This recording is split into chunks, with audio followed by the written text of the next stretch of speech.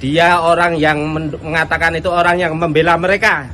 Mereka hanya membangun opini. Saya mukul dulu itu berita bohong. Dia orang yang mengatakan itu orang yang membela mereka. Mereka hanya membangun opini bahwa EPI yang salah. Itu salah, berita bohong. Dengarkan. Jadi gue diomongi anu iso rasa melo iki ora sing kleru iku gawe dhewe. Udah. Ayo sing kleru ya si anu to, sing kleru ya si Aris to. Ayo duduk kiyaine to sing kleru. Ngono. Ora zamane kudune ning gone kiai ning pondok ya kudu wadap to. Nek bajingan kok bentuk sih dianu karuan kok. Kok teko jana wong iki bukan ape-ape niate tabayun. Ya niate arep perang lah beda perkara to, Ben. Ini loh, Ben. Assalamualaikum warahmatullahi wabarakatuh. Jumpa lagi di channel Jagat Mukbitus, dulur sebangsa dan setanah air, terkait dengan pemukulan yang dilakukan oleh salah satu oknum yang sedianya untuk tabayun. Apa yang menjadi statement ataupun konten yang disampaikan oleh Gus Fuad Pleret. Maka pada kesempatan yang berbahagia ini dapat saya sampaikan bahwa seyogianya kalau memang ada statement atau perkataan atau pembicaraan yang kurang berkenan di salah satu pihak, baiknya dibicarakan dengan secara kepala dingin, karena biar bagaimanapun kalau sudah itu main tangan dengan kekerasan, tentunya sudah menghilangkan adab tata krama yang diajarkan oleh baik itu ulama maupun habaib kita. Awal mula kejadian kenapa ada pemukulan dari salah satu oknum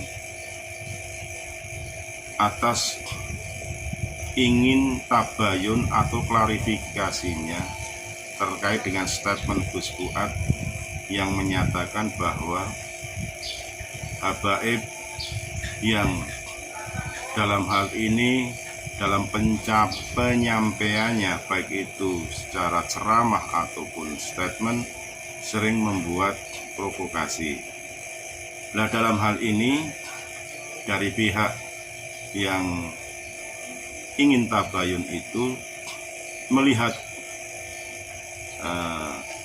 Gus Fuad dalam hal ini secara gesturnya itu mungkin bagi oknum yang ingin tabayun itu membuat hatinya marah, sehingga dia bangkit dari duduknya menghampiri Gus Fuad ingin memukul. Entah pukulan itu mengena atau tidak, yang jelas hal ini sudah tidak dibenarkan lagi. Seyogianya ini untuk pembelajaran buat kita semua terkait dengan perkataan atau statement siapapun. Kalau ingin tabayun sebaiknya dilakukan secara kepala dingin. Hal ini kan belum disampaikan oleh Gus Fuad itu sendiri, bagaimana Gus Fuad itu memberikan statement seperti itu, dan habaib yang seperti apa yang disampaikan oleh Gus Fuad. Karena memang pada dasarnya kita belum tahu persis habaib siapa yang disampaikan oleh Gus Fuad yang sering menebarkan kebencian, provokator, dan sebagainya. Nah, untuk itulah maka hal-hal yang terkait dengan kekerasan tersebut sudah seyogianya untuk ditindak secara hukum, karena memang tidak sesuai dengan awal mula niat daripada oknum dan teman-temannya untuk klarifikasi terkait dengan statementnya Gus Fuad. Saya sebagai manusia awam tentunya menginginkan perdamaian yang ada di bangsa ini. Tidak pantas, tidak elok bila mana kita selaku anak bangsa yang menginginkan persatuan dan kesatuan di dalam bingkai negara kesatuan Republik Indonesia ini antar anak bangsa terjadi perselisihan yang dampaknya nanti pasti akan ada rasa dendam. Karena tentu orang-orang yang ingin klarifikasi Tabayan kepada Gus Fuad tentu punya pendukung juga. Dan Gus Fuad sendiri selaku pengasuh pondok pesantren juga punya santri dan pendukung juga. Nah ini nantinya tidak akan selesai kalau semua itu nantinya akan timbul dendam dan timbul rasa benci bahwa orang yang memukul memberikan klarifikasi bahwa dia dipukul sendiri. Mana yang benar?